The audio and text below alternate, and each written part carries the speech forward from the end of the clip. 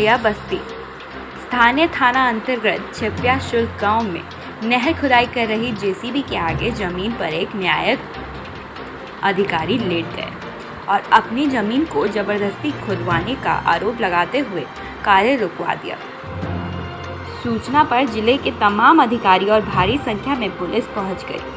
अधिकारी न्यायिक अधिकारी को समझाने के प्रयास कर रहे थे। हेरैया रजवाड़ा नहर लगभग 28.5 किमी खुदाई हो रही थी। लगभग पूरी नहर की खुदाई पूरी हो गई।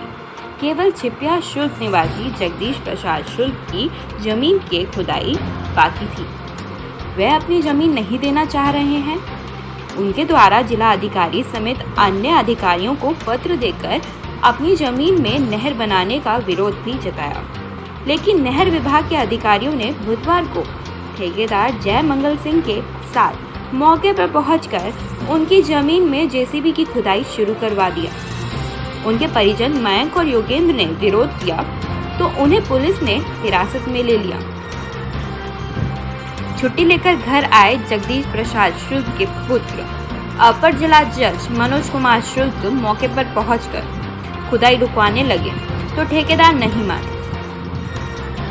अपर जिला जज कोट पैंट और टाई पहनकर जेसीबी के आगे जमीन पर लेट गए। उन्होंने जिला अधिकारी पर जबरदस्ती नियम के विरुद्ध अपनी जमीन में नहर खुदवाने का आरोप लगाते हुए कहा कि जब तक खोदा गया जमीन पाट कर उन्हें नहर न खोदने का आश्वासन नहीं मिलेगा, जमीन पर ही लेटे रहेंगे। पूरी रात एसडीएस सदर ज्वाइंट मजिस्ट्रेट अमृतपाल कौर, नहर विभाग के अधिशासी अभियंत जय सिंह, एसआई राजकुमार आजाद, जेई पवन कुमार सहित तमाम अधिकारी और भारी संख्या में पुलिस बल और आसपास के तमाम लोग मौजूद थे। अधिकारी अपर जिला जज को मनाने का प्रयास कर रहे थे। नहर विभाग के अधिकारी ने बताया कि उनका लगभग 34 लाख मुआवजा बना है।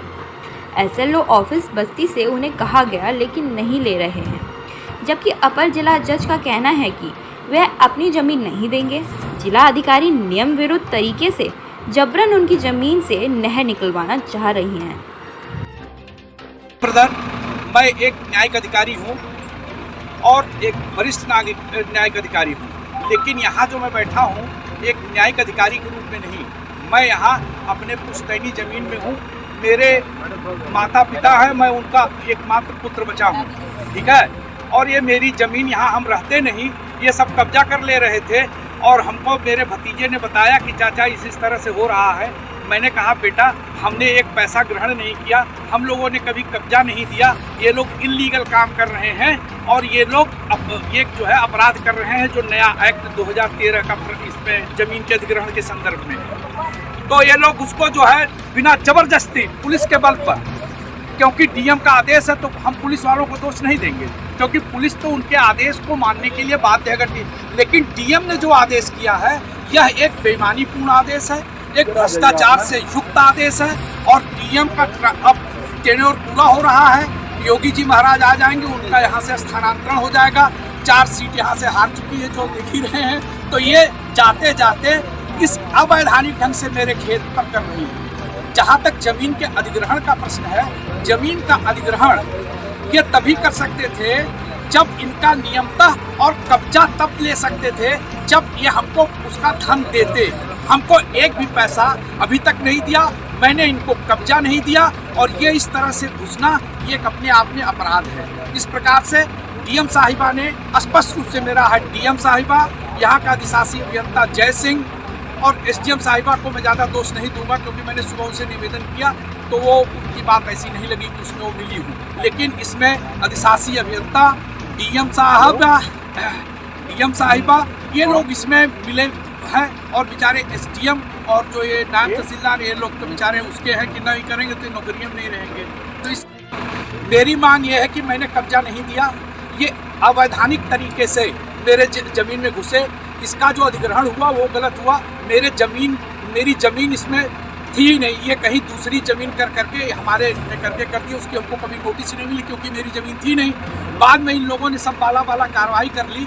हमको बहुत दिन बाद जय सिंह ने एक नोटिस दी, अभी अब फाइल नहीं बता देते, दिनांक फला को उसमें उन्होंने दे दिया कि आपकी ज़मीन फला फला ली जा रही। तो मैंने उनको आपत्ति किया कि ये नहर तो इधर से जा नहीं रही थी, आपने मेरे खेत में कैसे कर दिया। दूसरी चीज़, जो आपने इसमें जगह ले रहे हैं, ये आप कैसे ले रहे हैं मेरी जगह बिना किसी उसके।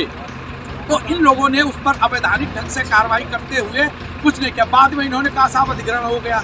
और कभी भी मैंने डीएम साहिबा को एक पत्र लिखा कि यह ज़मीन जो है हमारे ज़मीन पर नहीं किया गया है, यह इसके करने से जो है पब्लिक में बेटरमेंट नहीं होगा बल्कि बाढ़ आ जाएगी। और इन लोगों ने बाला और ये भी कहा था कि जो सिंचाई विभाग का वो है वो पैसे लेकर के कार्य कर रहा। मैंने ये भी लिखा था डीएम साहिबा को, मैं स्वयं मिल करके जाके इसको दिया था और उनके ईमेल पर भी है। और आज भी मैंने उनके उस पर पत्र भेजा है और उन्होंने मेरे पास रिकॉर्डिंग रखा, मैं सब आपको सुना सकता हूँ। और मैंने जय सिंह को कहा था, वो कहे सर वहाँ पर हम कुछ करने नहीं जाएंगे। उसके बावजूद ठेकेदार जो पाठक है इसका पैसा फंसा है, ये चाहता कि इसको जल्दी से मिल जाए भुगतान और ये काम किया तो इसका हो जाए। तो इसका तो अर्थ से है, लेकिन इसका कार्य बस ये है कि वो उनके है, उसको आगे तभी ठेका मिलेगा जब वो सक्सेसफुल करेगा। तो वो भी उन्हीं से मिल करके बाला कार्रवाई करता है।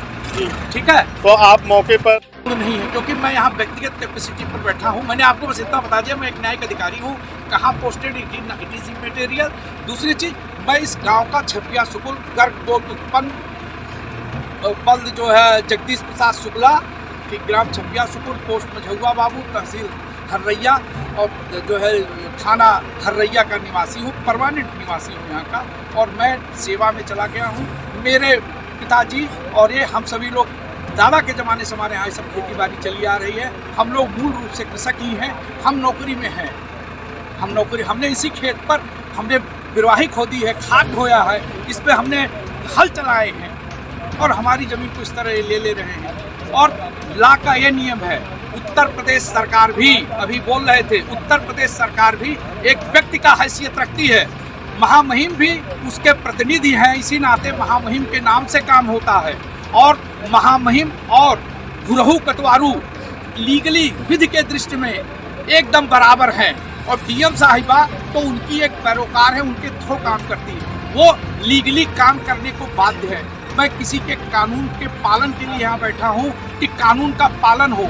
और ये कहते हैं स्टे ले आइए, ये बताओ किसी की हत्या करने के लिए कि भैया इसकी हत्या न करो, स्टे चाहिए? आप अपराध कर रहे हैं, मैं इसका स्टे लाऊं? आपको कानून बता रहा हूँ कि ये करेंगे तो ये ऑफेंस है।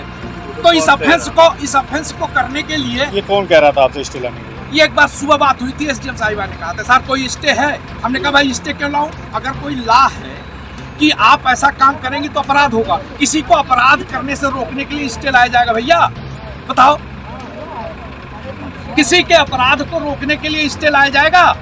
हम कह दे कि आप इनको मत मारिए, इनका जमीन आप कब्जा, यह एक अतिक्रमण है। और यह अतिक्रमण इन्होंने जो किया है, इसकी नोटिस आज भी मैंने इसका नोटिस उनको दिया कि सर ये अतिक्रमण है और आपने ऑफेंस किया है। उसके बावजूद भी उन्होंने इस पर कोई कार्रवाई नहीं की और न ही कार्रवाई रोकी। हमने लिख के उनके ईमेल पर भेजा है और यह आपत्ति की है। अब मैं थाने पे FIR दर्ज नहीं कराने जा रहा हूँ क्योंकि मैं तो थाने पे जा नहीं सकता। दूसरी चीज़ मेरी यह है कि इस धारा के अंतर्गत वो हो सकता है और भ्रष्टाचार के विरुद्ध कार्रवाई पहले मैं उत्तर प्रदेश सरकार से उस पर पूर्व अनुमति लूँगा, तब इनके खिलाफ दायर करूँगा भ्रष्टाचार का केस इनके विरुद्ध, जय सिंह और इसके विरुद्ध। और हमको किसी से बहुत ज़्यादा इस पर, और हमको एसडीएम साहिबा से, इन लोगों से किसी से मेरा कोई उस पर वो नहीं है। और किसी भी पुलिस वाले से, किसी भी नायब तहसीलदार या जो लोग यहाँ पर आए हैं, वो they are bound to do their duty, so I have no nothing to say, they are bound, उनका कोई नहीं। तो इतने मेरा निवेदन है आप लोगों से। और जो ये काम किया वो डीएम साहब ने कहा पर्सनली लाइबल है, उनके खिलाफ मैं कार्रवाई करूँगा। और वो मेरा तुरंत पाटे, पहले इसको लीगली जो मेरा ये जो है इसको पाट करके फिर वार्ता करें। और नहीं, मैं यहाँ से उठूँगा नहीं, मेरा इसको पाटें।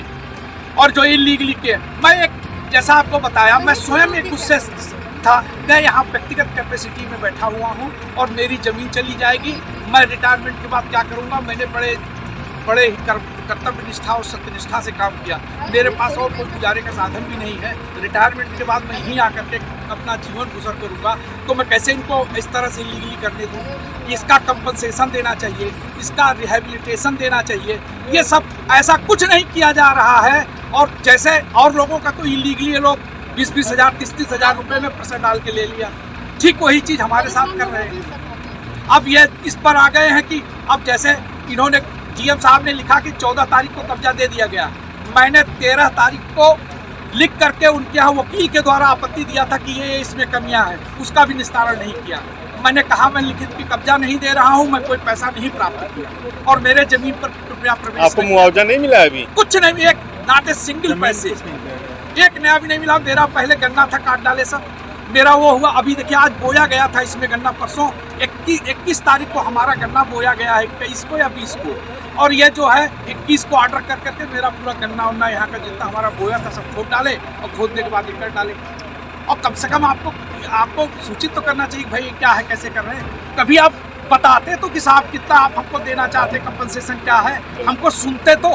Never they have heard, never they have said anything and सब। और ये भ्रष्टाचार की तहत है। इस नाते मेरा डीएम श्री क्या नाम उनका, श्रीमती सौम्या अग्रवाल के विरुद्ध यह व्यक्तिगत आक्षेप है। मैं पूरे होशे हवास में मैं इसको साबित कर सकता हूँ कि वह भ्रष्ट है। और अगर इसकी और भ्रष्टाचार की कार्रवाई करने में दिक्कत एक पहले अनुमति लेनी पड़ेगी, लेकिन जो इन्होंने जमीन की कार्रवाई की है इसमें कंप्लेंट फाइल होता है। मैं कोशिश करके कल, क्योंकि ये पर्सनल लायबिलिटी है जो ये काम कर रहे हैं, एक्ट में ही दिया है कि अगर बिना पैसा दिए प्रवेश करते हैं तो हर एक व्यक्ति पर्सनली लायबल होगा। मैं कल इसका एक कंप्लेंट फाइल करने की कोशिश करूंगा अगर यहाँ से मुक्त हुआ। ठीक है भैया, मेरा